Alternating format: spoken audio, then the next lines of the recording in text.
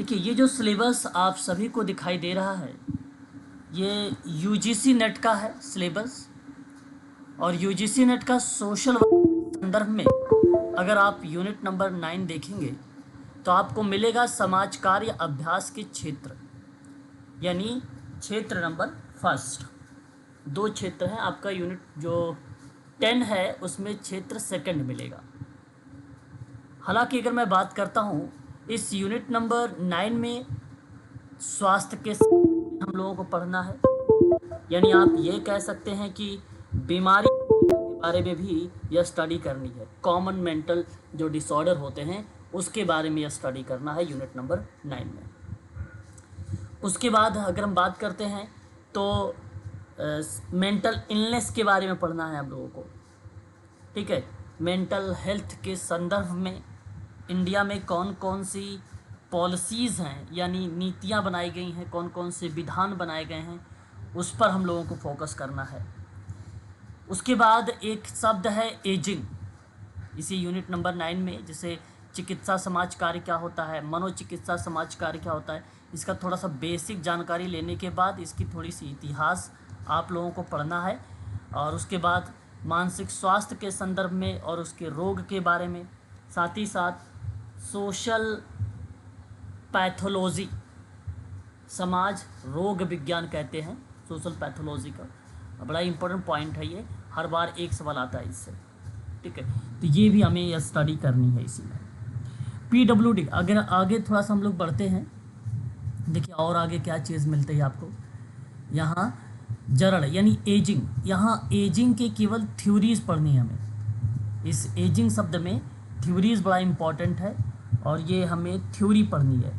फिर उसके बाद हमें पर्सन विद डिसेबिलिटी एक्ट, यानी यहाँ मैं आपसे कह दूँ कि RPWD एक्ट 2016 का और PWD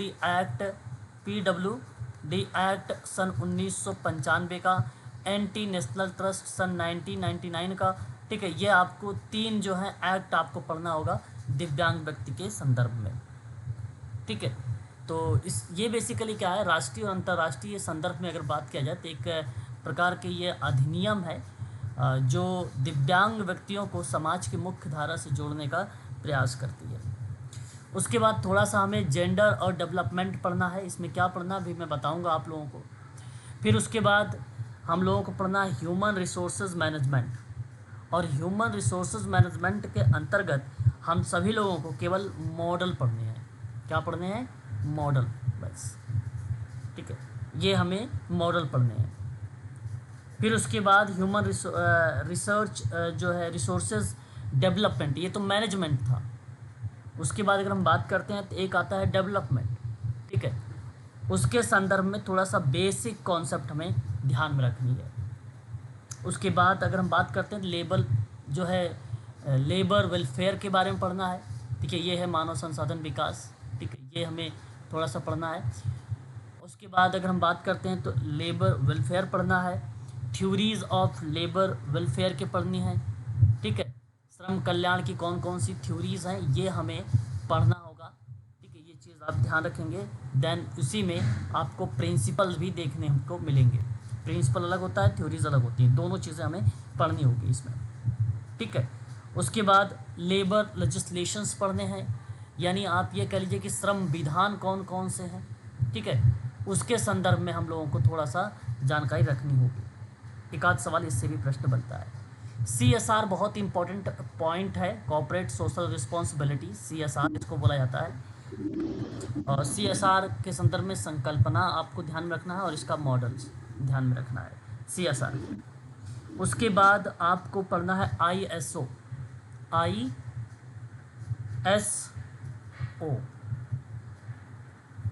ठीक है, ये भी इम्पॉर्टेंट शब्द है। इंटरनेशनल ऑर्गेनाइजेशन फॉर स्टैंडर्डाइजेशंस इसको कहा जाता है। इसमें हमें ध्यान रखना है, ये इसके टाइप पढ़ने हैं। ISO के हमें क्या पढ़ने होंगे? टाइप पढ़ने होंगे इसमें। ठीक है, एंड उसके बाद इसी में एक पॉइंट आता है 6 सिग्मा। ठीक है, 6 सिग्मा यहाँ देखते हैं, हालांकि नहीं मेंशन किया गया है इसमें, आप लोगों को ध्यान में रखना होगा 6 सिग्मा, ये भी सवाल परीक्षा में आता है। 2019 में बेसिकली यहाँ से 2 प्रश्न आए थे बैक टू बैक 2019 में, ठीक है, 6 सिग्मा।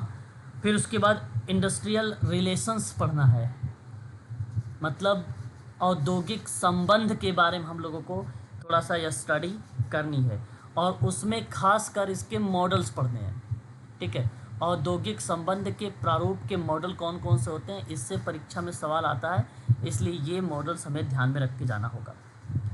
देन उसके बाद हमें कलेक्टिव बार्गेनिंग मतलब सामूहिक सौदेबाजी का टाइप पढ़ने हैं। सामूहिक सौदेबाजी के टाइप यानी इसके प्रकार पर बात करनी है। बस इतना यूनिट नंबर 9 में इम्पॉर्टेंट पॉइंट है, ठीक है। फिर से मैं रिपीट करूँगा, ध्यान से केवल सुनना है आपको। सबसे पहले हम देखेंगे जैसे कॉमन मेंटल डिजीज़ के बारे में, फिर हम लोग सीवियर मेंटल इलनेस के बारे में पढ़ेंगे, फिर उसके बाद हम लोगों को मेंटल हेल्थ के संदर्भ में कौन सी पॉलिसी है, कौन से लेजिस्लेशंस हैं, फिर थ्योरी ऑफ एजिंग क्या है, जरर के सिद्धांत कौन कौन से हैं, PWD उसके बाद पढ़ना है, फिर जेंडर डेवलपमेंट पढ़ना है, फिर HRM पढ़ना है, और HRM में मतलब ह्यूमन रिसोर्सेज मैनेजमेंट में वो भी मॉडल पढ़ने हैं आपको, ठीक है, याद रखिएगा। फिर HRD पढ़ना है यानी ह्यूमन रिसोर्सेज डेवलपमेंट पढ़ना है। फिर labour welfare, theory of labour welfare, उसके प्रिंसिपल्स पढ़ने हैं ऑफ एम्प्लॉय वेलफेयर के संदर्भ में, ठीक है। एंड उसके बाद आपको लेबर लेजिस्लेशंस पढ़ना है, और जो है टाइप ऑफ लेबर लेजिस्लेशंस पढ़ने हैं हमें, ठीक है। और CSR हमें पढ़ना है, ठीक है। ISO पढ़ना है, 6 सिग्मा पढ़ना है, और इंडस्ट्रियल रिलेशंस और कलेक्टिव बार्गेनिंग। इतने पॉइंट है, सब मिला जुला के 8-9 पॉइंट्स हैं, और इसी को हम लोगों को पढ़ना है, ठीक है। चलिए अब मैं एक एक करके आप लोगों से बात भी करता हूँ, ठीक है। स्टार्ट करें क्लास को। ये थोड़ा सा मैंने बेसिक चीज़ आपको बताया है। अब कहीं पर भी इस तरीके के नोट्स मिले तो आप तुरंत उसको पढ़िए, गूगल से भी, यूट्यूब से भी, और जो मैं PDF दे रखा हूँ उस PDF का भी सहारा आप लीजिए, ठीक है।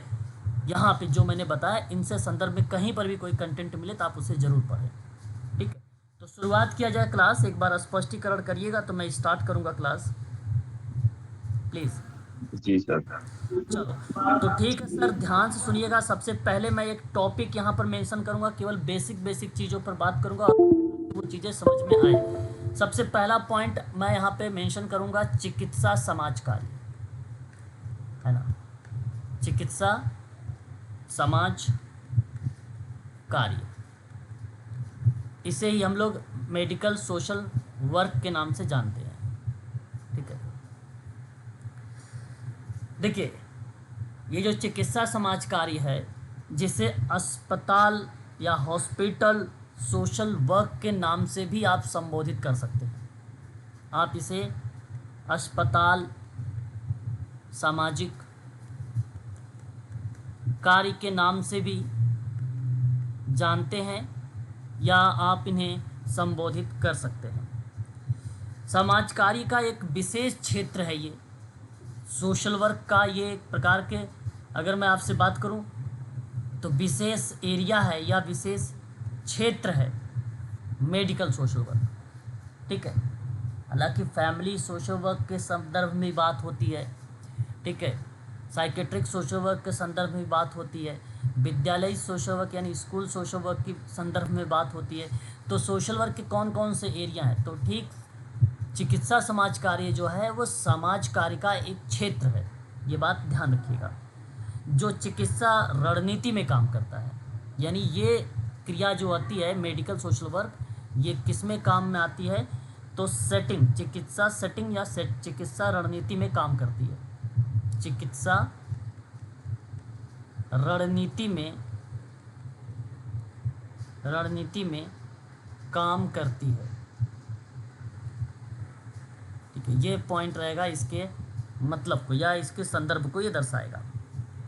अब ये जैसे मैंने कहा भाई चिकित्सा रणनीति में काम आती है, तो आपके दिमाग में ये बात आ रही होगी कि इसमें रोगियों और उनके परिवार को बीमारी, चोट या अन्य कोई चिकित्सा मुद्दों के कारण या उनकी चुनौतियों के कारण होने वाली जो मनोसामाजिक चुनौतियां हैं उन्हीं मनोसामाजिक चुनौतियों से निपटने में मदद करती है मेडिकल सोशल वर्क या चिकित्सा समाज कार्य। ठीक है, तो ये बात स्पष्ट हो गया कि भाई ये बीमारी के संदर्भ में होता है या किसी परिवार में कोई डिप्रेशन में है या किसी चोट की वजह से या किसी लंबी बीमारी की वजह से वो परिवार परेशान है, तो उनमें हम लोग इस मेडिकल सोशल वर्क का काम कर सकते हैं। ठीक है, ताकि उनके सामने जो इस समय चुनौतियां हैं या जो उनके सामने मुद्दे हैं उसको हम आसानी से सुलझा सकें। अब मेडिकल सोशल वर्कर यहाँ पर ये काम करता है रणनीति बना के, ऐसी थोड़ी ना रैंडम कोई काम करता है किसी परिवार के साथ, किसी ग्रुप के साथ, किसी व्यक्ति के साथ, उसमें रणनीति बना के काम करता है। और जब कोई मेडिकल लाइन का कार्य रणनीति बनाकर होती है तो उसे ही हम लोग चिकित्सा समाज कार्य के नाम से उसको संबोधित करते हैं। अब मेडिकल सोशल वर्कर विभिन्न चिकित्सा रणनीति में काम करते हैं। अब इसमें काम करने का उनका जो तरीका होता है, जैसे अगर हम बात करें तो एक तो अस्पताल में काम करेगा। ठीक है भाई, एक तो अस्पताल में काम करता है। ठीक है, ये चीज़ ध्यान रखिए। दूसरी बात अगर हम करते हैं यहाँ पे तो पुनर्वास केंद्र में काम करता है। पार्ट यही शामिल होता है, पुनर्वास केंद्र यानी रिहेबिलिटेशन सेंटर में। चैरिटीज़ वगैरह जहाँ पे होती है, जहाँ धर्मशालाएँ वगैरह होती हैं, वहाँ पर भी मेडिकल सोशल वर्कर काम करता है ना।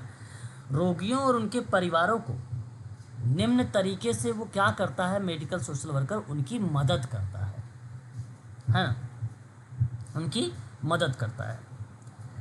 अब समस्या का सबसे पहले क्या करेगा वो, चिकित्सा समाज कार्य के संदर्भ में अगर हम बात करते हैं आपसे, तो हेल्प किस तरीके से करेगा सोशल वर्कर, समझना मेरी बात को। ये सबसे समस्याओं का मूल्यांकन करेगा।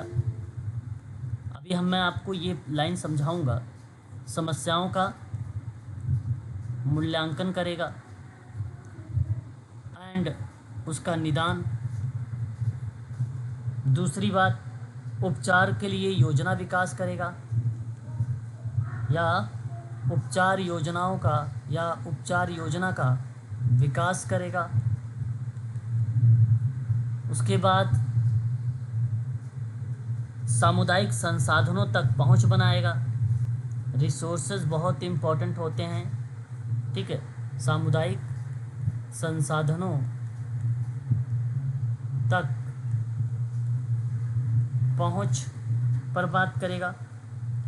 दुख और शोक से, दुख व शोक से संबंधित परामर्श भी देगा, परामर्श देगा। और संचार एवं सहायता, कम्युनिकेशन एंड उनकी हेल्प करेगा। और रोगी और परिवार की शिक्षा पर भी विशेष बल देगा।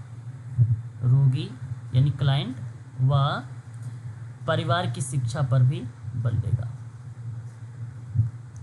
ठीक है, तो ये देखिए जो पॉइंट मैंने अभी यहाँ पर मेंशन किया है, ये बेसिकली रोगियों और उनके परिवारों को निम्न तरीके से मदद कर रहा है एक मेडिकल सोशल वर्कर। ठीक है, नोट करते चलिएगा पॉइंट को। अब जब मैं आपसे कह रहा हूँ कि समस्याओं का मूल्यांकन और निदान करने के संदर्भ में, तो ये जैसे सेवार्थी और उसके परिवार के साथ जब काम करता है एक मेडिकल सोशल वर्कर, और वो काम के माध्यम से जो उसकी मनोसामाजिक समस्या होती है, उस मनोसामाजिक समस्या का वो मूल्यांकन करता है और उससे ये पता लगाता है कि भाई उसकी ज़रूरतें क्या है और उन्हीं ज़रूरतों को पूरा करने के लिए क्या प्रयास किए जाने चाहिए। उन संदर्भों में फिर ये सोशल वर्कर काम करता है। तो समस्याओं का मूल्यांकन सर्वप्रथम जो है देखने को मिलता है। अभी आप ही लोगों में से अगर किसी से कहा जाए कि भाई मान लीजिए किसी हॉस्पिटल में आप जा रहे हो, कोई सेवार्थी आता है आपके सामने, फर्स्ट ऑफ ऑल तो सबसे पहला आपका काम यही होता है कि हम उसका मूल्यांकन करके ये पता करने की कोशिश करते हैं कि उसके अंदर प्रॉब्लम है क्या चीज़, है ना। अच्छा, जैसे ही आपने ये असेस करके या मूल्यांकन करके आपने प्रॉब्लम को आइडेंटिफाई कर लिया या उसको देख लिया या आपने कारणों का पता लगा लिया, देन उसके बाद आपने क्या करते हैं, उपचार वगैरह की योजना बनाते हैं। तो रोगी और उसके परिवार को चिकित्सा और उपचार योजना के विकास में मदद करते हैं और उनकी विशेष आवश्यकताओं को पूरा भी करते हैं। सामुदायिक संसाधनों तक की पहुंच होती है। देखो, सेवार्थी और उसके परिवारों को चिकित्सा और सामाजिक संसाधनों तक पहुंचने में मदद करता है, जैसे परामर्श हो गया, मेडिकल हो गया, वित्तीय सहायता हो गया, इस तरीके से उनकी हेल्प की जाती है। दुख और शोक, दुख व शोक से संबंधित परामर्श। देखिए, वे रोगियों और उनके परिवारों को दुख, शोक और अन्य भावनात्मक चुनौतियों से निपटने में मदद करते हैं एक मेडिकल सोशल वर्कर। संचार और सहायता, मतलब रोगियों और उनके परिवारों को डॉक्टर, नर्स या अन्य चिकित्सा या आप कह लीजिए थेरेपिस्ट, ठीक है, चिकित्सा पेशेवर के साथ प्रभावी ढंग से संवाद करने में मदद करते हैं ताकि उनकी हेल्प हो सके कम्युनिकेशन में। रोगी और परिवार की दिशा या शिक्षा, तो रोगियों और उनके परिवारों को बीमारी के बारे में ना, स्वास्थ्य को बेहतर बनाने के तरीके के बारे में उनको शिक्षित करते हैं, ठीक है। तो ये है एक प्रकार से मेडिकल सोशल वर्क के संदर्भ में कुछ इम्पॉर्टेंट बातें जो मैंने अभी आप लोगों से यहाँ पर बताया है, ठीक है, मेडिकल सोशल वर्क के संदर्भ में। अब देखिए, मेडिकल सोशल वर्क का विकास सर्वप्रथम हुआ कहाँ से था, ये भी जानना ज़रूरी है ना। इस पर भी हम लोग एक एक करके बात करेंगे, तो बड़े ध्यान से आप लोग सुनिएगा।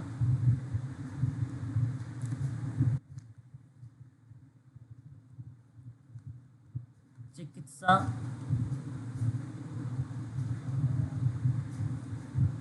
समाज कार्य का विकास सर्वप्रथम, ठीक है, 1880 ईस्वी में यूके में हुआ था, ठीक है। याद रखिएगा, अगर परीक्षा में पूछा जाए कि भाई मेडिकल सोशल वर्क या चिकित्सकीय समाज कार्य का सर्वप्रथम विकास कहाँ पर हुआ है, तो जवाब आप लोगों को क्या होना चाहिए, इंग्लैंड में हुआ था सन 1880 की दशक में या वर्ष में, ठीक है। ये चीज़ आपको ध्यान रखना है। इंग्लैंड के अस्पतालों में मुक्त हुए रोगियों को सहायता प्रदान करने के साथ ही बेसिकली ये शुरुआत किया गया था मेडिकल सोशल वर्क, ठीक है। फिर उसके बाद हमें देखने को मिला 1890 का वर्ष, 1890 का वर्ष, और इस 1890 के दशक में एक नाम मिलता है मैरी स्टीवर्ट को लंदन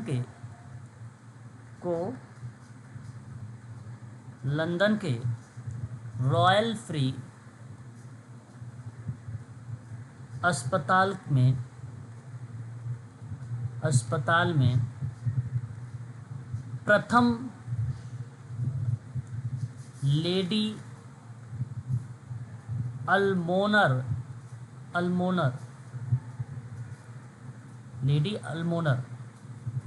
के रूप में नियुक्त किया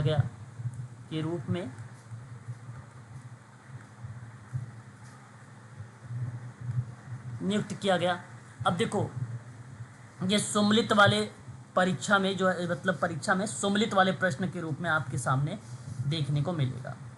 हालांकि चिकित्सीय समाज कार्य की अवधारणा यूरोपीय और उत्तरी अमेरिका दोनों, मुख्य रूप से अमेरिका से प्रेरित, यहाँ इस कार्य का प्रारंभ करने का जो प्रयास किया वो लेडी अल्मोनर्स ने ही किया सन 1890 के दशक में। ये नाम याद रखिएगा, मैं मेडिकल सोशल वर्क के संदर्भ में बता रहा हूँ। अब ये आपको हरियंट की किताब में भी नाम तो मिल तो जाएगा, यहाँ पे प्रथम लेडी का नाम मिल जाएगा, लेडी अल्मोनर, लेकिन वर्ष के साथ रॉयल फ्री हॉस्पिटल का नाम नहीं मिलेगा आपको, ठीक है। तो ये नाम आपके लिए एक एडिशनल जानकारी है, और यही सब देखो आपको अलग बनाता है और बच्चों से, ठीक है, यही सारे कंटेंट। आगे बढ़ते हैं। अगले एक और इम्पॉर्टेंट मैं बताने जा रहा हूँ वर्ष जो आपके परीक्षा में देखने को मिल सकता है, 1909 का वर्ष। 1909 ईस्वी में एक नाम हमें देखने को मिलेगा, एनी कमिंस ने सेंट थॉमस अस्पताल में एक व्यापक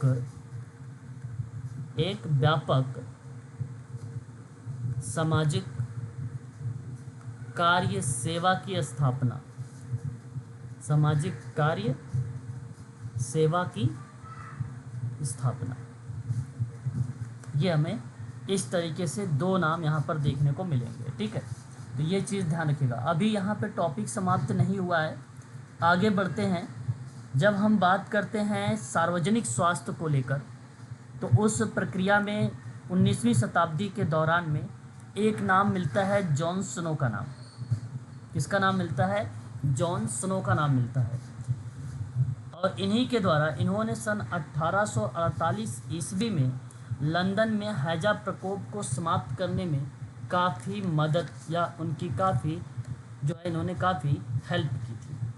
तो यहाँ पे जॉन स्नो का नाम थोड़ा सा इम्पॉर्टेंट बन जाता है, इसलिए मैं चाहूँगा कि इनका नाम भी आप याद रखें। अब मैं इसके संदर्भ में कुछ पॉइंट यहाँ पे नोट करवाना चाहूँगा। ठीक है, जॉन स्नो एक विद्वान है, आप ये कह लीजिए कि एक अंग्रेजी चिकित्सक हैं। जॉन स्नो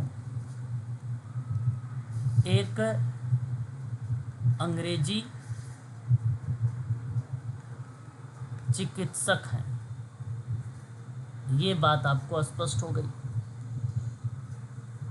नहीं थे ये, है ना, चिकित्सक थे, जिन्होंने लंदन में, कहाँ पे?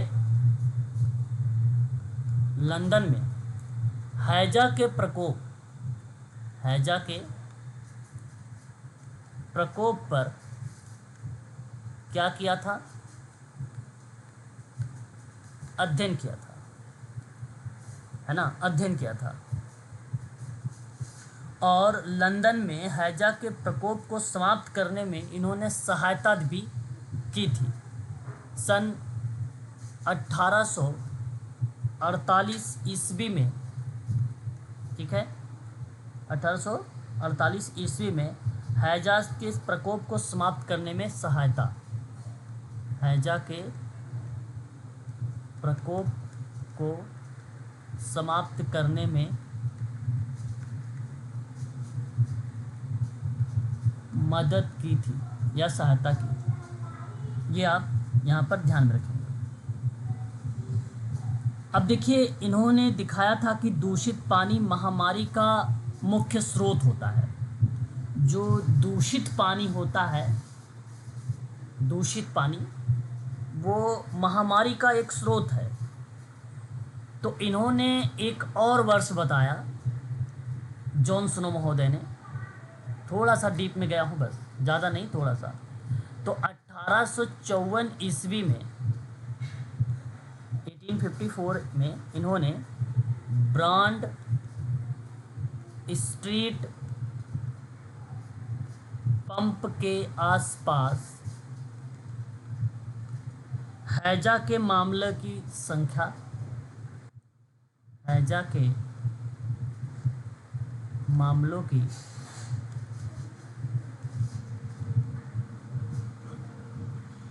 संख्या और उनके उपयोग के बीच संबंध स्थापित किया, और उनके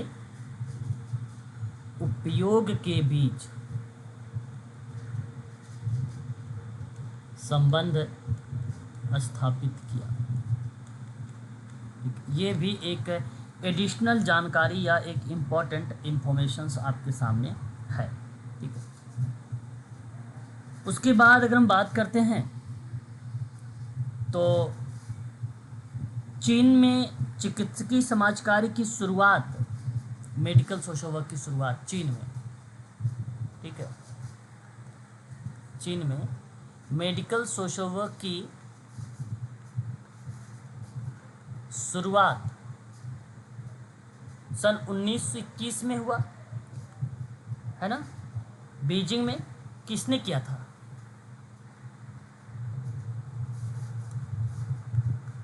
इडा प्रूइट ने, इडा प्रूइट के द्वारा बेसिकली ये शुरू किया गया था 1921 में बीजिंग में। ठीक है, तो ये आप ध्यान रखिएगा।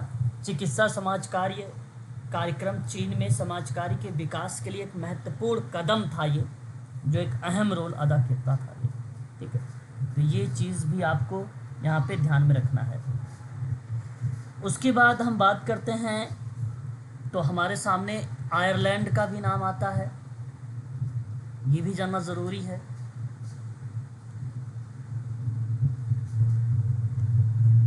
आयरलैंड चिकित्सा समाज कार्य की शुरुआत को बाल रोग विशेषज्ञ, आयरलैंड में बाल रोग विशेषज्ञ कौन थे? एला वेब थी, बाल रोग विशेषज्ञ, चाइल्ड स्पेशलिस्ट इनको कहा जाता है। ठीक है, एला वेब आयरलैंड की पहली महिला डॉक्टर थी। ये पहली महिला डॉक्टर थी, पहली महिला डॉक्टर। ठीक है, बीमार बच्चों के लिए इन्होंने एक डिस्पेंसरी की स्थापना की थी। जो बीमार लोग होते हैं उनका इलाज वगैरह इन्होंने एक डिस्पेंसरी बनाया था, उस पे करती थी। तो सन 1918 में, कब? सन 1918 में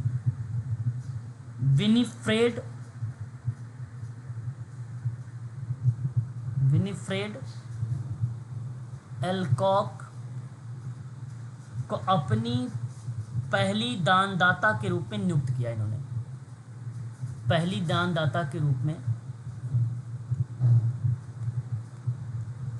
दाता के रूप में नियुक्त किया।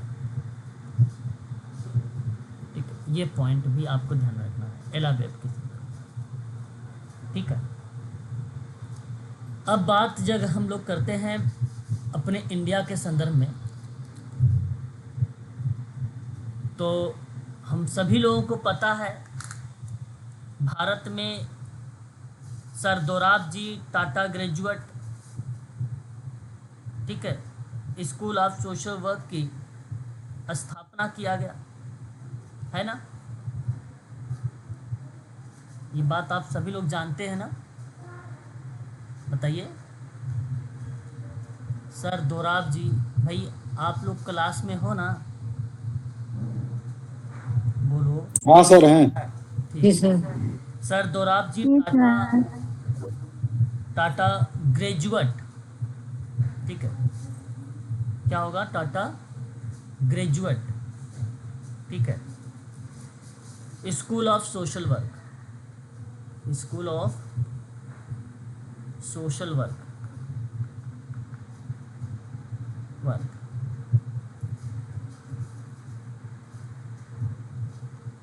की स्थापना सन 1936 में, 1944 और 45 में नाम क्या हुआ? परिवर्तन हुआ, जिसका नाम रखा गया Tata institute of social science. ठीक है, अब ये भारत में समाज कार्य का पहला स्कूल था। भारत में समाज कार्य का पहला स्कूल कौन था? भारत में पहला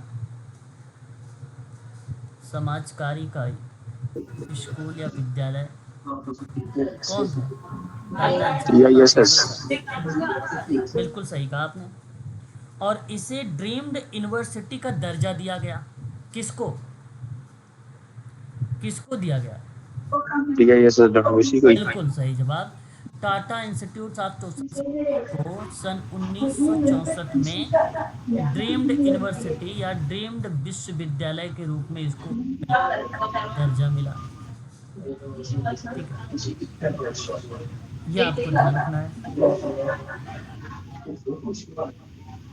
आज वर्तमान में टाटा इंस्टीट्यूट भारत सरकार के द्वारा वित्त पोषित और मानद विश्वविद्यालय है ये, एक प्रकार से। तो ये चीज़ आप जरूर ध्यान रखिएगा। सर्वप्रथम इसके एक पहले निदेशक थे, नाम पूछा था प्रथम निदेशक के रूप में, तो नाम क्या आता है?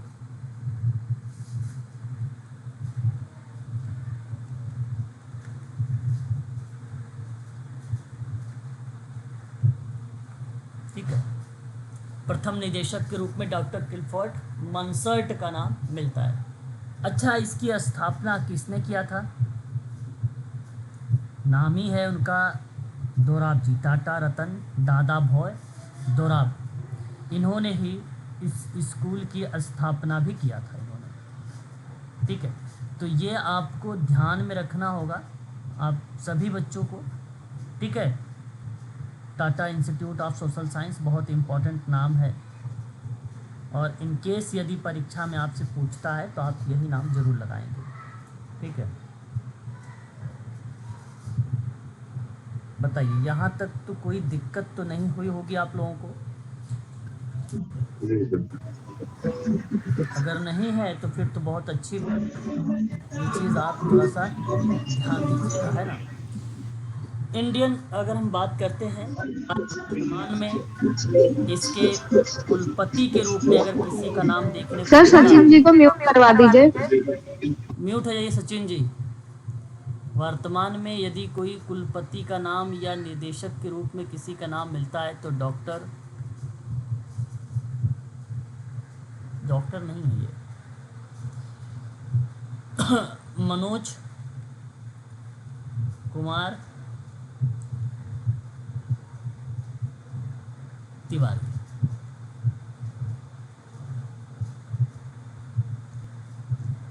इन्होंने निदेशक की और कुलपति का कार्यभार जो है अपने ऊपर लिया है। इससे पहले अगर हम बात करते हैं तो शालिनी भारत का नाम हमें देखने को मिलता है। ठीक है, शालिनी भारत का नाम हमें देखने को मिलता है। हालांकि परीक्षा में ये नहीं पूछा जाएगा शालिनी भारत का नाम। ठीक है, या तो आज का वर्तमान पूछा जाएगा आपसे, या तो फिर आप लोगों से प्रथम पूछा जाएगा। ठीक है, तो आप सभी लोगों को पता है प्रथम में नाम किसका आता है?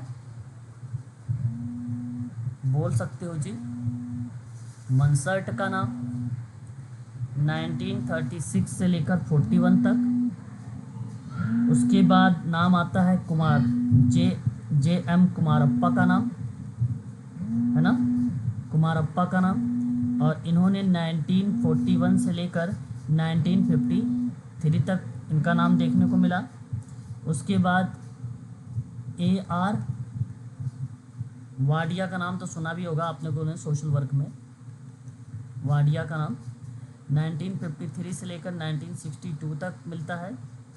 उसके बाद एम एस गोरे का नाम तो सुना होगा, एम एस गोरे का नाम, और ये थे 62 से लेकर 82 तक इनका रोल था। और उसके बाद सुश्री जो है अमैती देसाई, है ना, अमैती देसाई का नाम आता है। और इन्होंने 82 से लेकर जो है 95 तक का अपना रोल अदा किया। उसके बाद पार्थ मुखर्जी जी का नाम मिला, 96 से लेकर 99 तक ये चले। फिर उसके बाद नाम हमें देखने को मिला आर आर सिंह के बारे में। आर आर सिंह, इनका नाम सोशल एक्शन में भी मिलता है। 2000 से लेकर 2004 तक थे ये।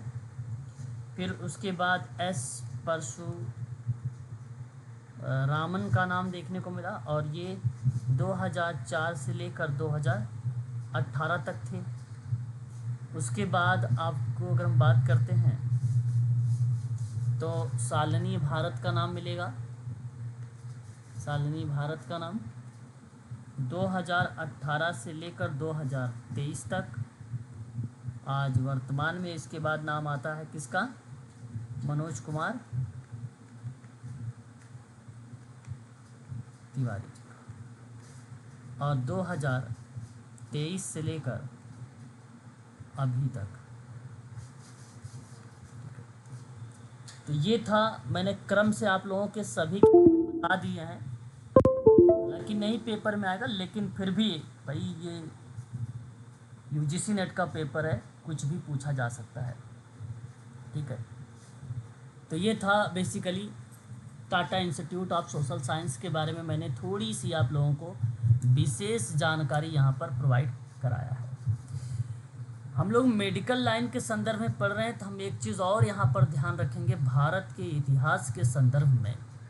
ठीक है, आप सभी लोगों ने नाम सुना है जे हॉस्पिटल के बारे में, परीक्षा में सवाल आता है। ठीक है, थोड़ा सा उसके बारे में भी जानकारी रखते हैं हम लोग। चलिए, बात है वर्ष 1946 की, और कहाँ पर? मुंबई में, है ना। मुंबई के जे हॉस्पिटल या अस्पताल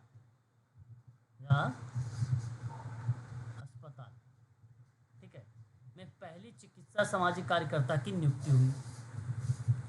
पहली सोशल वर्कर की नियुक्ति हुई। अब ये नियुक्ति भारत में समाज कार्य के औपचारिक प्रशिक्षण शुरू करने के बाद हुई थी, है ना, बाद में हुई थी। तो याद रखने वाली बात यही है यहाँ पे हम सभी लोगों के लिए कि 1946 में जे हॉस्पिटल चिकित्सा समाज कार्यकर्ता की नियुक्ति की गई थी, और sir Dorabji Tata graduate school of social work की स्थापना जो हुई थी वो 1936 में हुआ था। भारत में समाज कार्य में औपचारिक प्रशिक्षण शुरू करने का जो महत्वपूर्ण कदम उठाया गया था भारत में औपचारिक शिक्षा को लेकर, तो वो आप ज़रूर ध्यान रखिएगा, 1936 का ही वर्ष वहाँ पर आएगा। ठीक है, फिर उसी के एक साल बाद 1937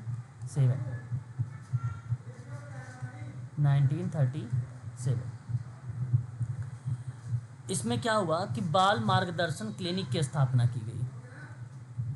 बाल मार्गदर्शन क्लिनिक, नाम तो सुने होंगे, चिल्ड्रन काउंसलिंग क्लिनिक। अब इसकी स्थापना हुई जो स्नातकोत्तर समाज कार्य छात्रों के लिए प्रशिक्षण की सुविधा दी गई थी।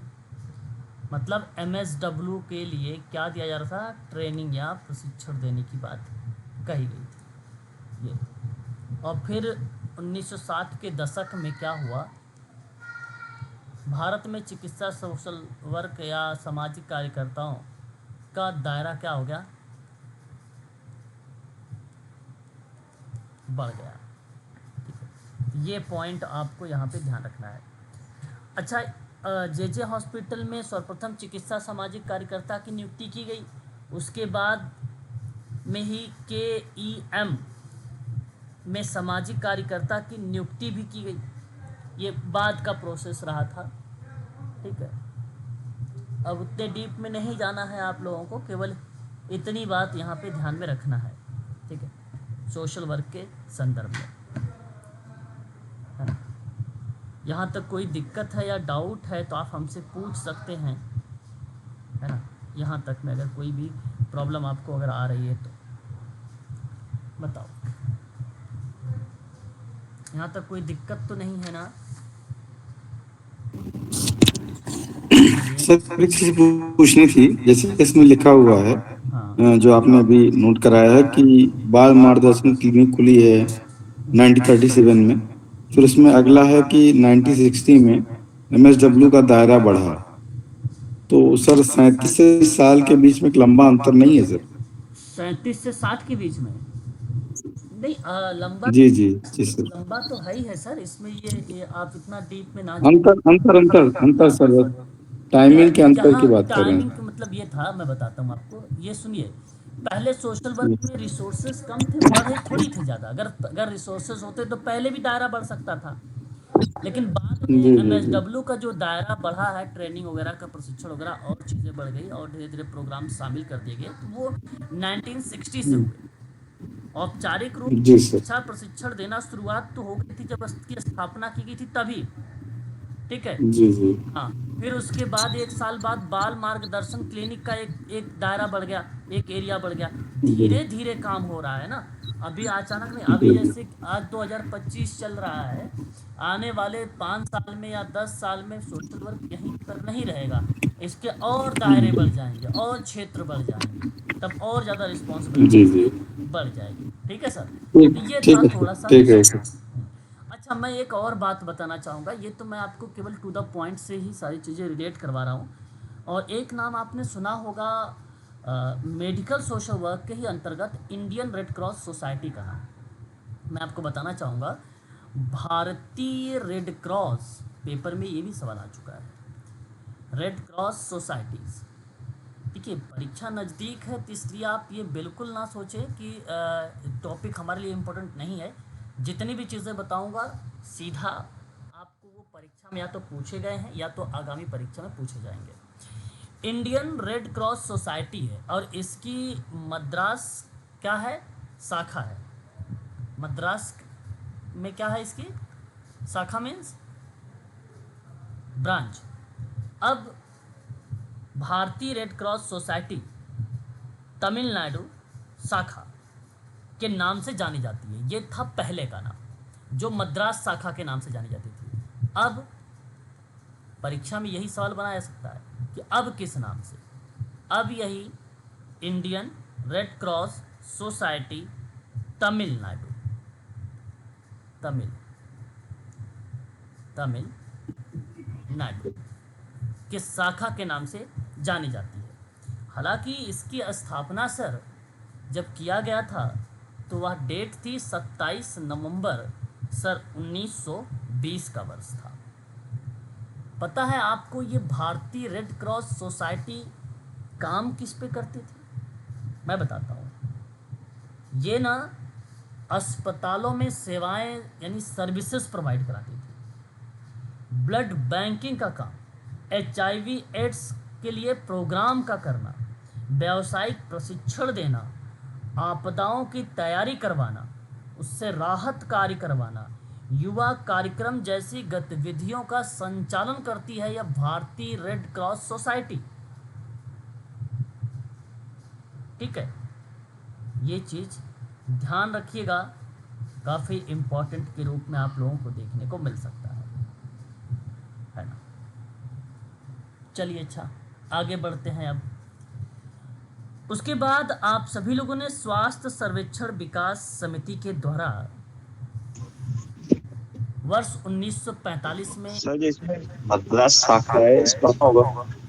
सॉरी फिर से बताएं। इसका मुख्यालय, ये तो शाखा बताया ना शाखा, देखिए ये रेड क्रॉस सोसाइटी का मुख्यालय। हाँ मैं बता रहा हूँ सर, देखो ये जो भारतीय, मैं आपसे बात कर रहा हूँ इंडियन रेड क्रॉस सोसाइटी के बारे में, ठीक है। तो जहाँ पे शाखा दिया जा रहा है वहीं उसका मुख्यालय का नाम भी बताएगा, ठीक है इसका। लेकिन अगर इंटरनेशनल लेवल का होता, इंटरनेशनल, अब तो भाई इंडियन रेड क्रॉस सोसाइटी जो है वो नई दिल्ली में भी है, ठीक है। एक ये जानती है, ये नॉन गवर्नमेंट ऑर्गेनाइजेशंस है ये, ठीक है। इंडियन में अपने भारत जो है कहाँ पर, अगर शाखा के रूप में मैंने आपको बताया है तो आप ध्यान रखेंगे वही शाखा आपको रिलेट कराएगी, वही शाखाएं आपको रिलेट कराएंगी। कहाँ कहाँ पे है ध्यान से सुनिएगा। इंडियन रेड क्रॉस सोसाइटी आपका तमिलनाडु में है और मद्रास में भी है, ठीक है। ये दो मेन ब्रांच हैं और दोनों, पहले तमिलनाडु मद्रास तो बेसिकली वही नाम परिवर्तित है, तो आप तमिलनाडु का नाम लगाइए, तमिलनाडु को, दिल्ली नहीं लगाएंगे, ये चीज़ ध्यान रखिएगा। अगर इंटरनेशनल का पूछेगा तो स्विट्जरलैंड लगाइएगा, यानी जिनेवा लगाइएगा, तब आप जिनेवा लगाइएगा। तब आप कहाँ लगाओगे बताइए? जिनेवा स्विट्जरलैंड में लगाएंगे, जो इंटरनेशनल रेड क्रॉस सोसाइटी है, अंतरराष्ट्रीय। ठीक है। अच्छा, मैं आपको एक और चीज़ बताने जा रहा था, क्या बोल रहा था याद है किसी को? चलो मैं बताता हूँ। कि रेड क्रॉस सोसाइटी अस्पतालों में सेवा नहीं, मैं बता रहा था स्वास्थ्य सर्वेक्षण एवं विकास समिति, जिसे हम लोग क्या नाम देते हैं बता सकते हो? एक और नाम इसका है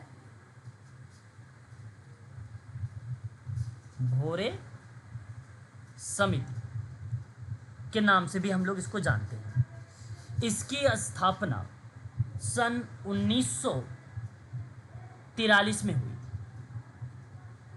आप हरियंट की किताब देखोगे तो आपको 1945 मिलेगा, लेकिन यहाँ मैं आपको बता दूं इस आधार पे कि स्वास्थ्य सर्वेक्षण एवं विकास समिति की बात हम कर रहे हैं आपसे, भोरे समिति के नाम से जानी जाती है, जिसकी स्थापना 1943 यानी 1943 में ब्रिटिश भारत में स्वास्थ्य सेवाओं का सर्वे और सुधार करने के लिए किया गया था 43 में।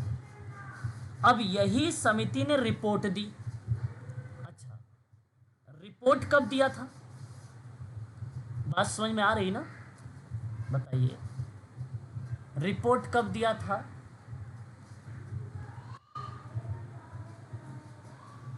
1946 में प्रस्तुत किया था रिपोर्ट। ठीक है, तो ब्रिटिश सरकार के द्वारा स्वास्थ्य सर्वेक्षण विकास समिति की स्थापना हुई 1943 में, ये बात ध्यान रखिएगा। अच्छा, किसने किया था ये? भोरे समिति की स्थापना किसने की थी? सर जोसेफ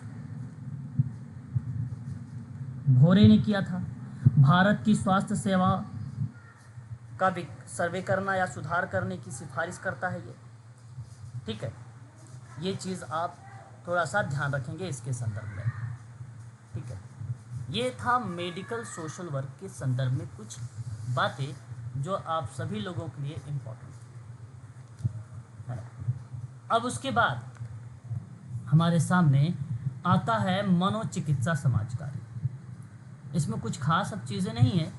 ठीक है, अब जैसे मान लो अगर इन केस आपसे पूछ लिया जाए कि मेडिकल सोशल वर्क का कार्य बताइए, तो काम क्या क्या है, ये तो बहुत आसान है। आपका काम क्या क्या है, जैसे ऑप्शन आपको जैसे ही मिलेंगे आप उन ऑप्शनों के आधार पे सीधा सीधा जवाब दे देंगे, है ना भाई। लोगों की मदद करना, उनको थेरेपी प्रोवाइड कराना या उनकी चिकित्साएं उन्हें प्रोवाइड कराना, उस संदर्भ में बात होगी तो आप सीधा सीधा उन चीज़ों को स्पष्टीकरण कर देंगे। जैसे मैं 2-3 लाइन बताता हूँ। समाज कार्य में अनुसंधान करना, काउंसलिंग करना, उसको निर्देश देना, सामुदायिक संगठन में सहभागिता प्रदान करना, इस तरीके की बातें क्या होता है, मेडिकल सोशल वर्क के फंक्शंस होते हैं या उनके कार्य होते हैं, है ना, उनके कार्य होते हैं। आवाज़ क्लियर है? बताइएगा। जी सर। जी सर। हाँ, तो ये चीज़ें आप लोगों को सीधा सीधा इस तरीके से बताएगा और आप उनके बारे में बताएंगे कि भावनात्मक कार्य है, सामाजिक सहायता, संसाधनों को पहचानना, जोड़ना, परामर्श और समर्थन देना, संचार और समन्वय करना, आकलन करना, समस्या समाधान करना, वकालत करना, इस तरीके की चीज़ें होता है। मान लीजिए कि एक चिकित्सा सामाजिक कार्यकर्ता एक मरीज को उसके निदान के बाद अस्पताल छोड़ना सीख सकता है, उन्हें आवश्यक संसाधन के बारे में जानकारी दे सकता है, घर पर उसकी देखभाल के लिए योजना विकसित करने में उसकी मदद कर सकता है। ये काम करता है मेडिकल सोशल वर्कर। ठीक है, ये अच्छा। उसके बाद हम आपसे कह रहे थे कि एक और पॉइंट आता है, वो होता है मनोचिकित्सा समाज कार्य, है ना, मनोचिकित्सा समाज कार्य। अच्छा, मनोचिकित्सा समाज कार्य को हम लोग साइकेट्रिक सोशल वर्क के नाम से संबोधित करते हैं। मैं आपके सामने यहाँ पे हेडिंग बना रहा हूँ। अब यहाँ पे देखो, मेडिकल सोशल वर्क के संदर्भ में यूजीसी नेट का मैंने पॉइंट बता दिया है, इसी के अंतर्गत आएगा परीक्षा में, कुछ ज़्यादा नहीं आएगा। ठीक है, उसके बाद आता है चिकित्सा या चिकित्सकीय, ठीक है, समाज कार्य, ये पॉइंट, इसे हम लोग संबोधित करते हैं साइकेट्रिक सोशल वर्क। तो एक विशेष प्रकार की चिकित्सा समाज कार्य पद्धति या उसके बारे में आप कह सकते हैं नाम है, जो गंभीर मानसिक रूप से बीमार लोगों की सहायता करता है, चिकित्सा प्रदान करता है, देखभाल में बेसिकली कोऑर्डिनेट करने पर यह कार्य करता है। तो मनोरोग समाज कार्य गंभीर मानसिक रूप से बीमार लोगों की सहायता, चिकित्सा प्रदान करना, समन्वय बनाए रखना, संसाधन और समर्थन देना, अस्पताल में भर्ती और डिस्चार्ज की योजना बनाना, परिवार के लिए मदद करना, ये एक्टिविटीज़ जो है मनोचिकित्सा समाज कार्य के अंतर्गत शामिल की गई है। तो मैं यहाँ पे पॉइंट के रूप में नोट कर देता हूँ, इन केस अगर सवाल बनेगा तो कॉन्सेप्चुअल प्रश्न बनेगा, यहाँ से आप इन पॉइंटों को ध्यान में रखिएगा। जैसे मनोरोग समाज कार्य क्या होता है अभी मैं बता भी दूंगा आप लोगों को, एक पॉइंट। दूसरी पॉइंट में गंभीर मानसिक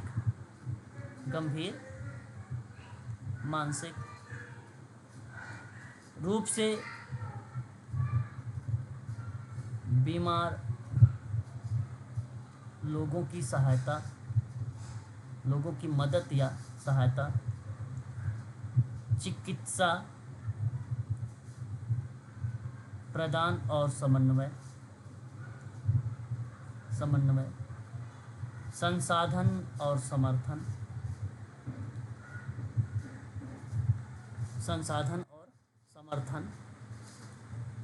उसके बाद अस्पताल में भर्ती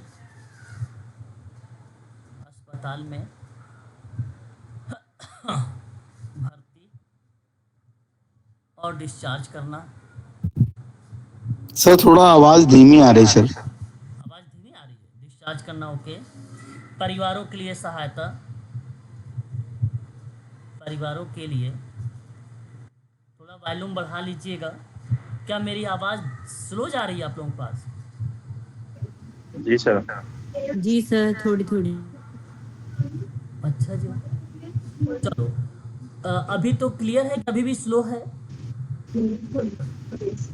अभी भी स्लो है क्या मेरी आवाज़? जी सर, थोड़ा सा तेज बोला सर। चलो अच्छा ठीक है। देखो एक तो मैं आपको बताता हूँ जो है मनोरोग समाज कार्य के बारे में।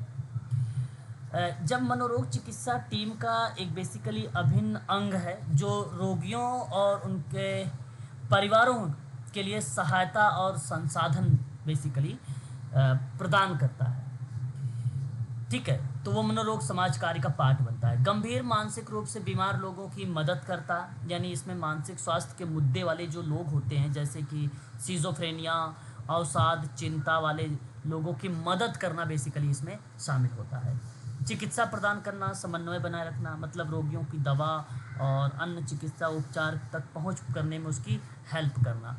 संसाधन और समर्थन, जैसे रोगियों को और उनके परिवारों में समुदाय में सामाजिक समर्थन और संसाधनों को जोड़ने का प्रयास करना। अस्पताल में भर्ती और डिस्चार्ज करना, मतलब सामाजिक कार्यकर्ता रोगियों के अस्पताल में भर्ती होने और डिस्चार्ज करने की योजना बनाने में उनकी मदद करता है। परिवारों के लिए सहायता, ठीक है, तो मानसिक स्वास्थ्य के बारे में एजुकेशन, समर्थन और संसाधन जो है प्रदान किया जाता है। तो ये पार्ट बेसिकली इसमें शामिल होता है। अब एक मनोरोग सामाजिक कार्यकर्ता यानी साइकेट्रिक सोशल वर्कर क्या करते हैं, उनका काम क्या है ना, उनके काम का हम तरीका बता रहे हैं। वो टास्क कौन कौन सा होता है वो टास्क आप लोग जरूर एक बार मेंशन कर लें, है ना। उनके फंक्शन, साइकेट्रिक सोशल वर्कर्स के बेसिकली फंक्शन या वर्क या कार्य। तो सबसे पहले एक आता है जो है ये ओरिएंट करते हैं। ओरिएंटेड का मतलब होता है अभिमुखीकरण करना, ठीक है, ओरिएंटेशन करना पहला इनका काम होता है। दूसरा इन्हीं का काम होता है इवैल्यूएशन करना। तीसरा काम होता है ट्रीटमेंट प्लान बनाना, ठीक है, ट्रीटमेंट प्लान बनाना। फिर एक होता है साइकोथेरेपी प्रोवाइड कराना, साइकोथेरेपी, ठीक है, प्रोवाइड कराना।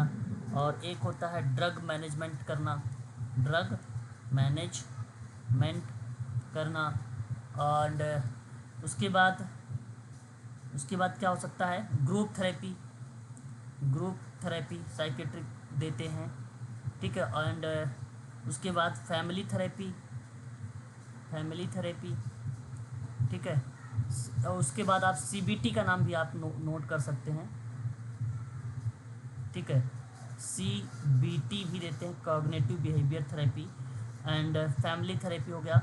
रिसोर्सेज एंड सपोर्ट की बात भी करते हैं, ठीक है, रिसोर्सेज एंड सपोर्ट की बात। एंड गार्जियनशिप का रोल, ठीक है, गार्जियनशिप का रोल भी अदा करते हैं ये।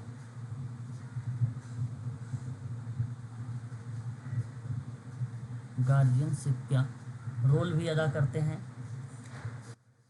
और टीचिंग का भी काम करते हैं ये, है ना, टीचिंग का भी रोल देखने को मिलता है, कोऑर्डिनेशन का रोल भी देखने को मिलता है। बहुत इनके बेसिकली रोल हैं या बहुत सारे इनके काम हैं, ठीक है, ये चीज़ ध्यान रखिएगा।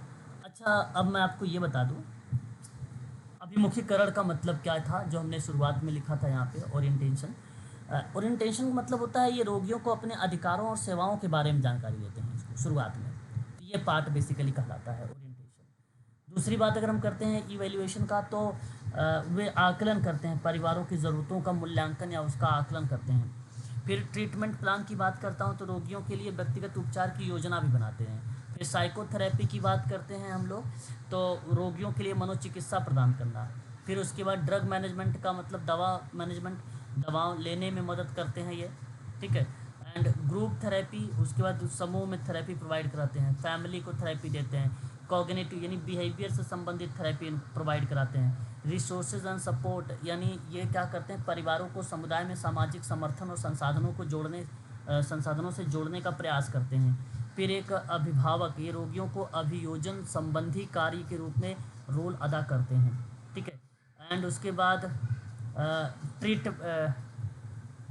टीचिंग मतलब रोगियों को, उनके परिवारों को मानसिक स्वास्थ्य के बारे में शिक्षा प्रदान करते हैं।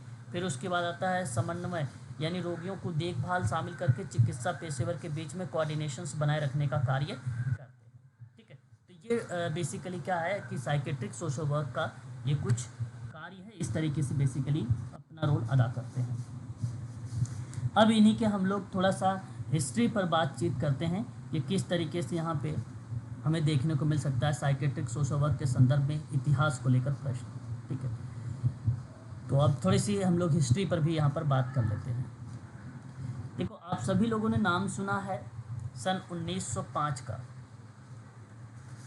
सर आपकी वॉइस बहुत स्लो आ रही है। मैं बता रहा था साइकेट्रिक सोशल वर्क के संदर्भ में एक वर्ष सन 1905 का वर्ष बता रहा था, है ना। सन 1905 का वर्ष आप लोगों के सामने यहाँ पे प्रस्तुत कर रहा हूँ। और ये 1905 में मैसाचुसेट्स, है ना, मैसाचुसेट्स का नाम आता है। और ये मैसाचुसेट्स जनरल हॉस्पिटल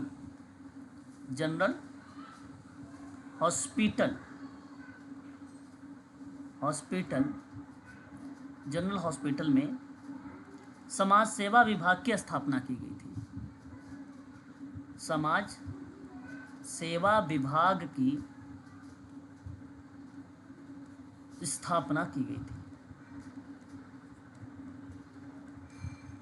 ठीक है।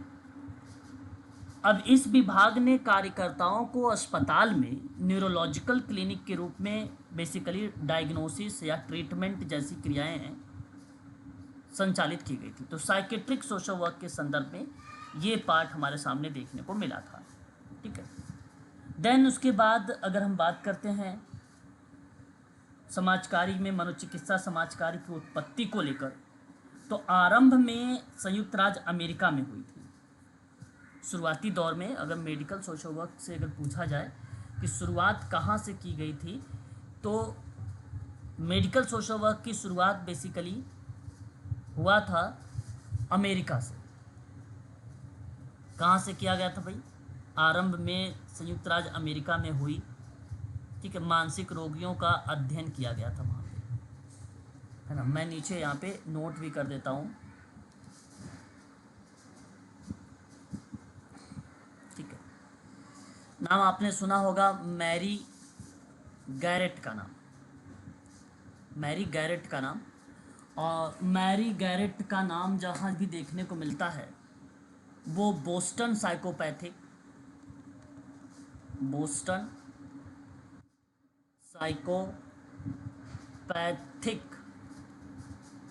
साइकोपैथिक अस्पताल, ठीक है, में काम करती थी। अस्पताल में ये काम करती थी और मानसिक रोगियों का अध्ययन करने में अपना महत्वपूर्ण योगदान इन्होंने दिया था, ठीक है, गैरेट महोदय ने। तो मानसिक स्वास्थ्य के क्षेत्र में अपना महत्वपूर्ण योगदान, मानसिक स्वास्थ्य की देखभाल की दिशा में अपना महत्वपूर्ण कदम, ठीक है, जो शुरुआत किया वो मैरी गैरेट ने स्टार्ट किया था, ठीक है। यह स्टडी वगैरह इन्हीं ने स्टार्ट किया था। आरंभ जो हुआ था, शुरुआत जो हुआ था वो आप कह सकते हैं यूएसए, ठीक है, यूएसए का नाम।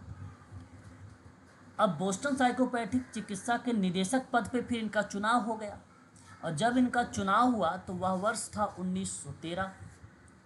तो 1913 में बोस्टन साइकोपैथिक चिकित्सा के निदेशक पद पर इनकी जो है स्थापना या इनकी जो है नियुक्ति हुई, और इसी चिकित्सालय ने समाज सेवा विभाग के प्रमुख लक्ष्य मानसिक रोगियों का अध्ययन करना स्टार्ट कर दिया। तो ये पाठ हमें देखने को यहाँ पर मिला था इनके संदर्भ में। फिर उसके बाद सन 1926 की बात आती है। अगर हम बात करते हैं 1926 का, तो 1926 में क्या हुआ, मनोचिकित्सा समाज कार्यकर्ता विभिन्न मानसिक स्वास्थ्य संगठनों में काम करने लगे, ठीक है, 1926 में, जिसमें चिकित्सा, मानसिक स्वास्थ्य, स्वच्छता क्लिनिक और बाल निर्देशन क्लिनिक शामिल हुए। 1926 में तीन चीज़ें, एक तो चिकित्सालय शामिल किया गया, ठीक है। दूसरी बात अगर हम करते हैं तो मानसिक स्वच्छता क्लिनिक शामिल हुआ। तीसरी बात बाल निर्देशन क्लिनिक शुरुआत हुआ, ठीक है। ये तीन चीज़ें हमें देखने को मिली। 1926 तक में मनोचिकित्सा समाज कार्यकर्ता विभिन्न प्रकार के मानसिक स्वास्थ्य संगठनों में काम करने लगे थे 1926 तक, ठीक है। जागरूकता, शिक्षा पर, समर्थन संसाधन पर, परामर्श पर, ट्रीटमेंट, मूल्यांकन, ठीक है, इत्यादि कार्यों पर बेसिकली रोल देखने को मिला। चिकित्सालय में क्या था, चिकित्सकीय सामाजिक कार्यकर्ता चिकित्सालयों में मरीजों की देखभाल, उपचार योजनाओं में योगदान देंगे, ये था। मानसिक स्वच्छता क्लिनिक में क्या था, समुदाय में ये बेसिकली था कि मानसिक स्वास्थ्य सेवाओं तक पहुंच प्रदान करने के लिए स्थापित किया गया था, और मनोचिकित्सकीय सामाजिक कार्यकर्ता मरीजों को परामर्श और काउंसलिंग करते थे या ट्रीटमेंट करते थे मानसिक स्वच्छता क्लिनिक में। अच्छा, बाल निर्देशन क्लिनिक में क्या था, ये बच्चों के लिए मानसिक स्वास्थ्य सेवाएं प्रदान करता था, और मनोचिकित्सकीय सामाजिक कार्यकर्ता बच्चों और उनके परिवारों को परामर्श और समर्थन दिया करते थे। ये रोल होता था तीनों का, और ये बात मैं बता रहा हूँ 1926 के दौरान में, ठीक है, 1926 के दौरान में। नाम आप लोगों ने सुना है चाइल्ड गाइडेंस क्लिनिक का, है ना, आप भली भांति तरीके से इसके बारे में जानते हैं। अब ध्यान से सुनिएगा यहाँ पर कि बाल निर्देशन क्लिनिक, जिन्हें बाल मार्गदर्शन केंद्र के नाम से भी जाना जाता है, विशेष क्लिनिक है ये, विभिन्न प्रकार की व्यवहारिक, भावनात्मक, सीखने और विकास संबंधी समस्या वाले बच्चों की देखभाल करता है। ये बच्चों से संदर्भित है। इसकी शुरुआत जो हुई, ये शुरुआत हुई 1920 के दशक में बाल निर्देशन क्लिनिक का।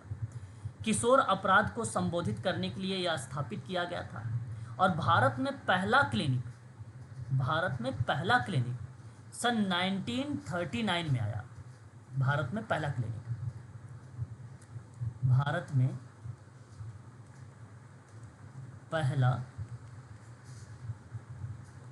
क्लिनिक 1939 में टाटा इंस्टीट्यूट में स्थापित किया गया था। Tata institute of social science में स्थापित किया गया है ना, इसको स्थापित किया गया। और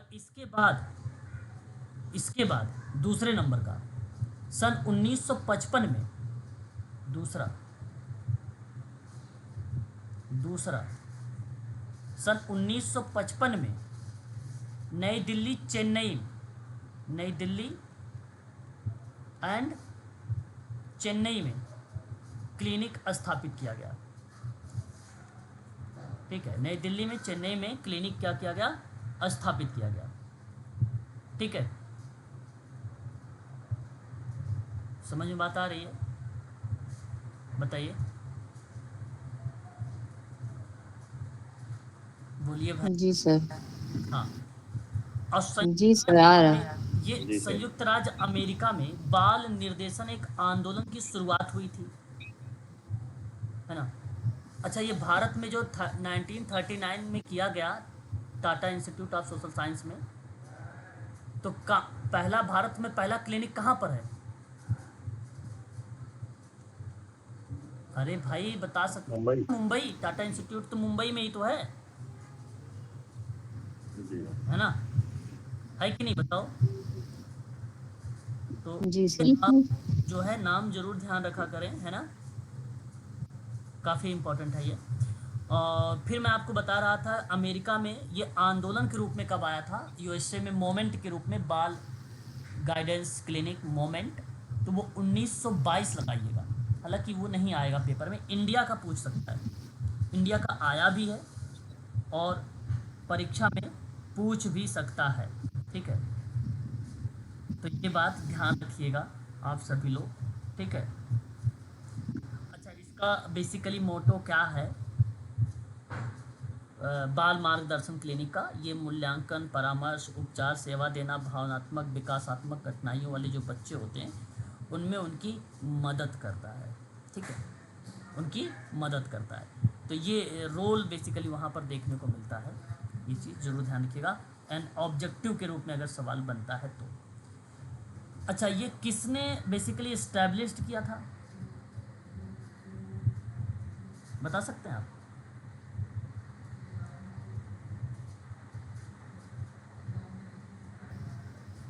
ये नहीं सर, नहीं पेपर में पता। आया हुआ है भाई, इस्टेब्लिश, अगर इसका नाम देखने को मिला है ना, तो पेपर में, ये परीक्षा में एक बार आ चुका है ना। चलो नोट कर लीजिएगा। देखो मैं बताता हूँ, मेरी बात ध्यान सुनिएगा। पहला बाल मार्गदर्शन क्लिनिक की जब स्थापना हुई तो उस समय महत्वपूर्ण जो भूमिका निभाया अल्फ्रेड एडलर ने निभाया था। पहला क्लिनिक में अल्फ्रेड एडलर ने वियना में इन्होंने दिखाया था।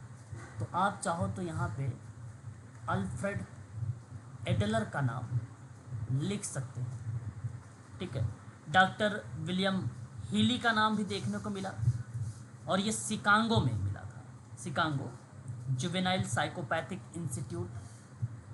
ठीक है, वहाँ पर ये नाम देखने को मिला था। तो उन्होंने बताया था कि भाई ये एक चाइल्ड गाइडेंस क्लिनिक होना चाहिए। ठीक है, पहला बाल मार्गदर्शन क्लिनिक स्थापित किया। व्यक्तिगत मनोविज्ञान सिद्धांतों पर जो केंद्रित था वो था अल्फ्रेड एडलर। ये परीक्षा में सवाल आ चुका है। ठीक है, तो इम्पॉर्टेंट क्वेश्चन है, ये बात जरूर ध्यान रखिएगा। हिली ने ट्रीटमेंट को लेकर सिद्धांत को लागू किया था? शिकागो, विलियम हिली सिद्धांत को लेकर बात किया था। क्लिफर्ट मंसर्ट महोदय ने पहला बाल मार्गदर्शन क्लिनिक स्थापित जो किया था, डॉक्टर मंसर्ट, 3 की बात बता रहा हूँ, मंसर्ट महोदय का। तो Tata institute of social science में मैंने भी नोट करवाया ना आप लोगों से, क्या वर्ष दर्शाया था? जी सर। 1939। जी सर। और साइकेट्रिक नहीं। सोशल वर्क की स्थापना इंडिया में कब हुई थी? साइकेट्रिक सोशल वर्क की स्थापना इंडिया में कब हुई थी? 1930 1937 में। ठीक है, तो ये बड़े इम्पोर्टेंट वर्ष हैं जो आपके सामने इस समय दिखाई दे रहे हैं। ठीक है, ये चीज़ ध्यान रखिएगा। चिकित्सा समाज, मनोचिकित्सा समाज कार्य के संदर्भ में ये बातें समाप्त होती हैं यहाँ। अब हम लोग बात करेंगे यहाँ सोशल पैथोलॉजी के बारे में।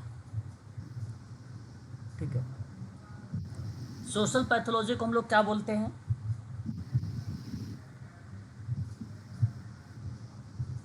अभी भी मैंने शुरुआत में बताया था, समाज रोग विज्ञान बोला था ना। समाज रोग विज्ञान या सोशल पैथोलॉजी बात वही होती है, सिमिलर।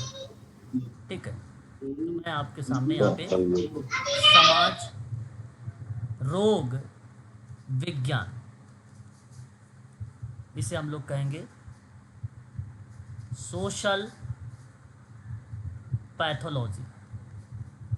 पेपर में ये भी सवाल आता है। ठीक है, अब इसका मतलब ये है कि सामाजिक मानदंड, सामाजिक मानदंड से विचलन के कारण होने वाली सामाजिक समस्या या सामाजिक समस्याओं का अध्ययन। ठीक है, तो सोशल पैथोलॉजी का मतलब है सामाजिक बुराइयों की जो उत्पत्ति है, प्रकृति है, कारण है, उन सभी चीज़ों का ये बेसिकली क्या करता है? अध्ययन करता है, या उसके बारे में स्टडी। जैसे उत्पत्ति ऑप्शन में रहेगा, कारण ऑप्शन में रहेगा। ठीक है, प्रकृति मतलब नेचर इत्यादि का अध्ययन कहलाता है सोशल पैथोलॉजी। ठीक है, सोशल पैथोलॉजी सामाजिक समस्याओं का अध्ययन, सामाजिक विज्ञान के तरीकों का उपयोग, सामाजिक विकृति की पहचान, सामाजिक विकृति का विश्लेषण, ठीक है, इत्यादि चीज़ सोशल पैथोलॉजी के संदर्भ में देखने को मिलता है ये नाम। तो याद रखिएगा इसके बारे में भी। ठीक है ना, ये नाम हम सभी लोगों के लिए इम्पोर्टेंट रहेगा, समाज रोग विज्ञान, सोशल पैथोलॉजी। सामाजिक विकृति के संदर्भ में ये शब्द हमें देखने को मिलता है, सोशल पैथोलॉजी।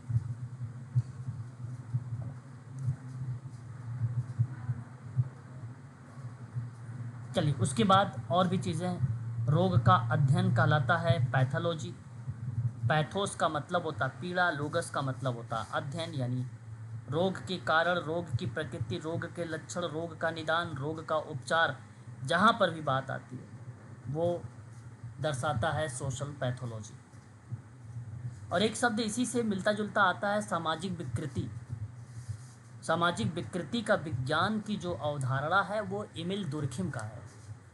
यहाँ आप दुर्खिम का नाम मत लगा दीजिएगा वरना गलत हो जाएगा।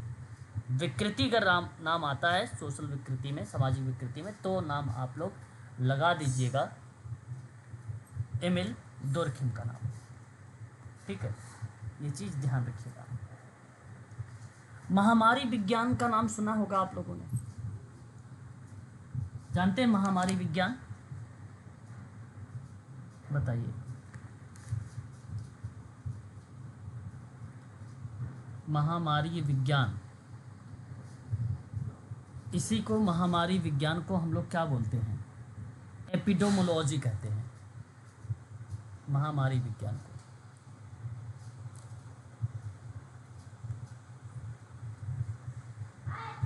एपिडो या एपिडेमियोलॉजी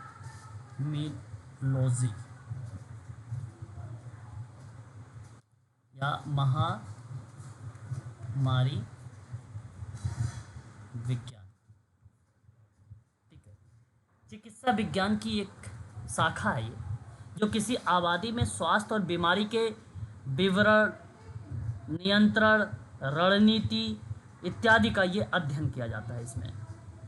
तो आबादी में बीमारी के फैलने का अध्ययन करना, आबादी में बीमारी फैलने का अध्ययन करना, उच्च रक्तचाप, मानसिक बीमारी, मोटापा इत्यादि चीज़ों का यह स्टडी जो है हमें यहाँ पे देखने को मिलती है, ठीक है।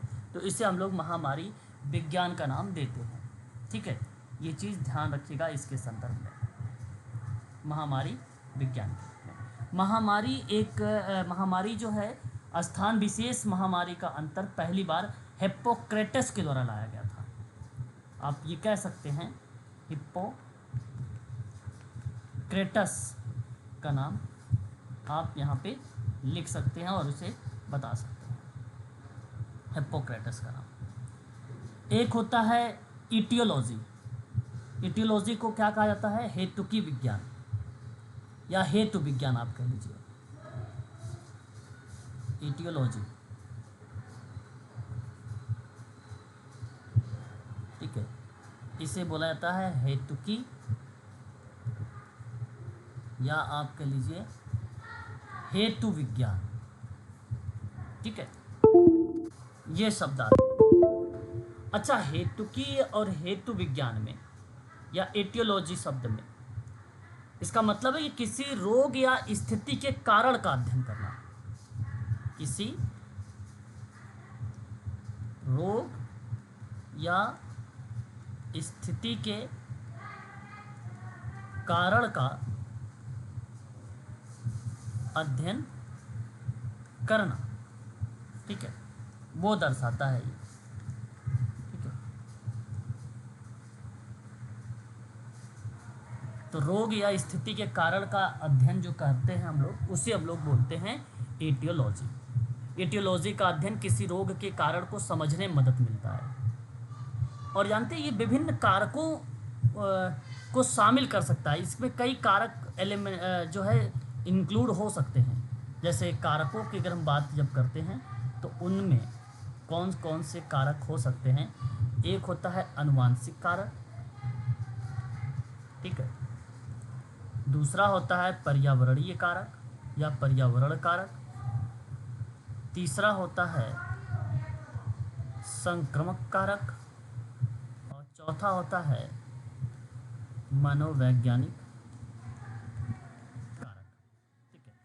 जैसे किसी व्यक्ति के जीन में परिवर्तन अगर देखने को मिलता है, ठीक उसी प्रकार से, ठीक है, रोग के कारणों में जैसे कोई बीमारी है तो वही बीमारी अगर उसके बेटे में आ जाती तो उसको बोला था आनुवांशिकता का पैटर्न है। पर्यावरण बेसिकली क्या था? खान पान है ना, रसायन या आहार, संपर्क या जीवन शैली जैसे विकल्प को पर्यावरणीय शब्द में शामिल किया गया। कोई अगर बैक्टीरिया या कोई वायरस या संक्रमण से कोई चीज़ होता है तो उस कंडीशन को हम लोग संक्रमण में डाल देते हैं। जैसे तनाव और मानसिक स्वास्थ्य और भावनात्मक कल्याण के संदर्भ में कोई बात होती है तो वो मनोवैज्ञानिक कारक के रूप में आ जाता है ना। तो इसके कई कारण, इसके कई कारण भी देखने को मिलते हैं, है ना। तो ये चीज़ थोड़ा सा आप ध्यान रखेंगे इसके संदर्भ में, ठीक है। उसके बाद आता है सिजोफ्रेनिया। आपने नाम सुना होगा सिजोफ्रेनिया के बारे में। सिजोफ्रेनिया क्या होता है, बता सकता है कोई बच्चा? सिजोफ्रेनिया क्या होता है?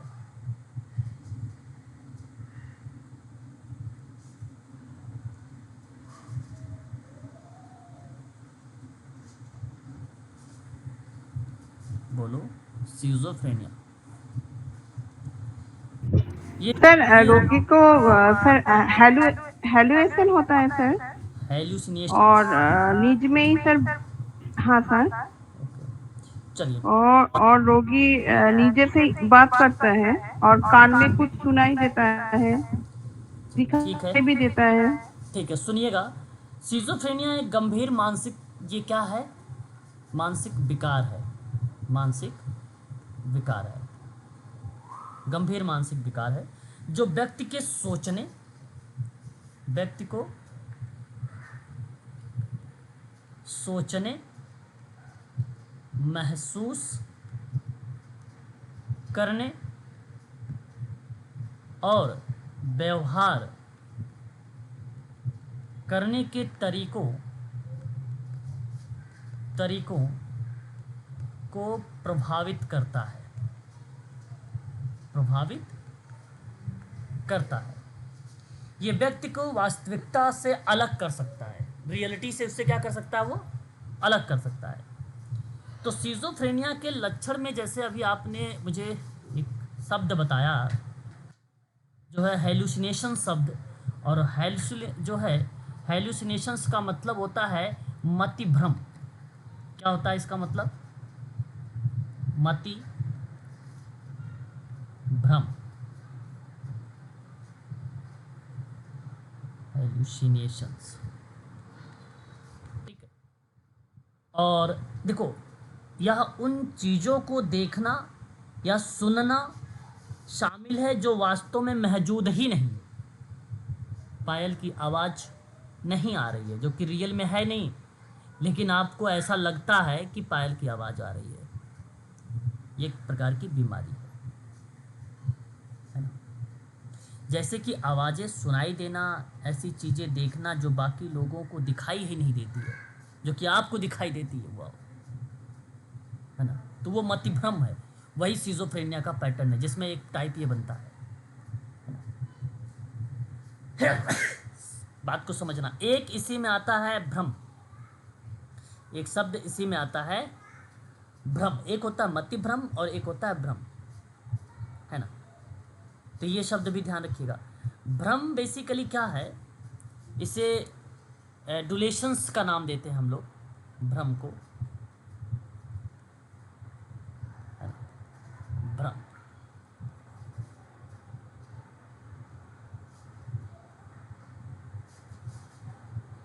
भ्रम देखिए, एक गलत या स्थिर विश्वास जो विपरीत सबूतों के बावजूद बना रहे, मिथ्या विश्वास। ये विश्वास सत्य नहीं है, इसका कोई प्रमाण ही नहीं है, तो मिथ्या विश्वास का पैटर्न है। जैसे मैं एक एग्जांपल देता हूँ, ये विश्वास है कि किसी को परेशान किया जा रहा है, उसका पीछा किया जा रहा है, या उसके विरुद्ध षड्यंत्र रचा जा रहा है ना। जैसे नहीं, एक दो लोग बात करते हैं तो तीसरा व्यक्ति सोचता है ये हमारे बारे में ही बात कर रहे होंगे, ज़रूरी तो थोड़ी ना है कि आप ही के बारे में बात हो रहा हो, ठीक है, वो कोई और भी बात हो सकती है। जैसे मान लीजिए ये विश्वास है कि व्यक्ति के पास विशेष योजना, ज्ञान या किसी देवता के साथ विशेष संबंध है उसका। लोग नहीं कहते हैं फलाने का एक बाबा हैं, उनको डायरेक्ट कनेक्शन हो रखा है बाबा से, देवता से, है ना, एक ईश्वर से, उनके पास आते हैं, दर्शन देते हैं, सारी चीज़ों से करते हैं। जिसे भव्य ब्रह्म कहते हैं, हम लोग इसको भव्य ब्रह्म का नाम देते हैं। वस्तुओं या लोगों को स्वयं के लिए विशेष जो महत्व देता है, उस क्रिया में एक भ्रम शब्द आता है, उसी को बोला था भ्रम। तो कहने का भाव ये है कि ये ऐसे विचार या विश्वास करना शामिल है जो है ही नहीं, जो सत्य नहीं है।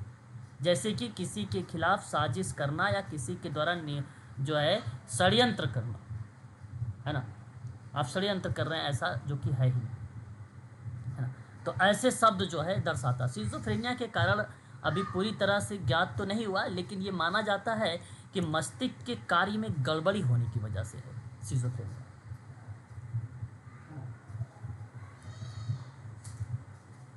समझे आप लोग?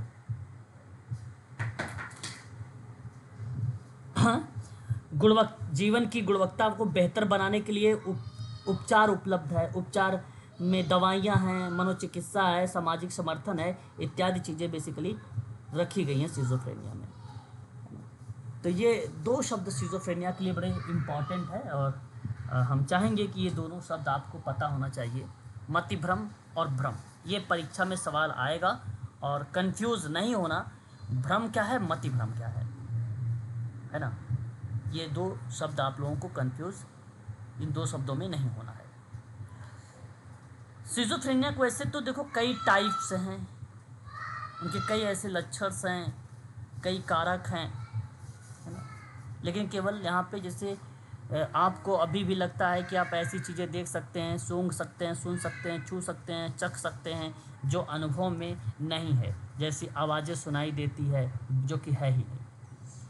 भ्रम वो गलत धारणा है जिसे आप मान रहे हैं, जबकि इस बात के बहुत से सबूत मौजूद हैं कि ये बातें गलत है ना। लोग, ठीक है, तो ये चीज़ें बेसिकली दर्शाता है इस कंडीशंस में। कारण क्या होता है कि आपके मस्तिष्क द्वारा ना उपयोग की जाने वाली रासायनिक जो रसायन होते हैं उनमें डूबे रहने के कारण ये चीज़ें होती हैं। जन्म से पहले मस्तिष्क विकास, परमाणु ऊर्जा संयंत्र या आपके मस्तिष्क के विभिन्न क्षेत्रों के बीच में कनेक्शन का टूट जाना, वो दर्शाता है सिजोफ्रेनिया का लक्षण, है ना। सिजोफ्रेनिया के लक्षण है। इसी में सिजोफ्रेनिया को लेकर एक शब्द आता है DSM-5।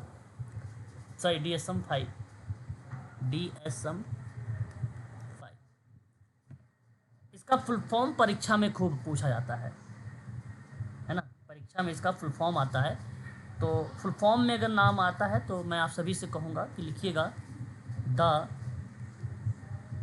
डायग्नोस्टिक एंड स्टैटिक्स या statistical manual of mental illness. Mental illness है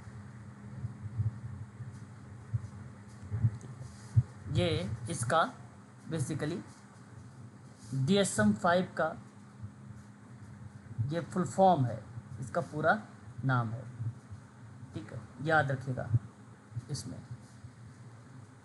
ठीक है। चलिए आज के लिए बस इतना ही रखते हैं हम लोग, है ना। कल जो है इसी के आगे देख लेंगे। फोबिया एक टॉपिक रह गया हम लोगों का, और सोमैटोफॉर्म डिसऑर्डर है, ठीक है। फोबिया और सोमैटोफॉर्म डिसऑर्डर, है ना, ये दो टॉपिक हैं, और इसके अलावा भी आपको भी और मिलेंगे, ठीक है। कुछ इंस्टीट्यूट है मेंटल, फिर उसके बाद हम लोग डिसऑर्डर पर थोड़ा सा बात कर लेंगे, फिर एजिंग की थ्योरी पर बात करेंगे। 3-4 टॉपिक कल भी कवर कर दूंगा मैं 1 घंटे में, ठीक है। कल भी यूनिट नंबर 9 में 3-4 टॉपिक और भी कवर कर दूंगा, ठीक है। तो आज के लिए बस इतना ही रखिए। ठीक है सर।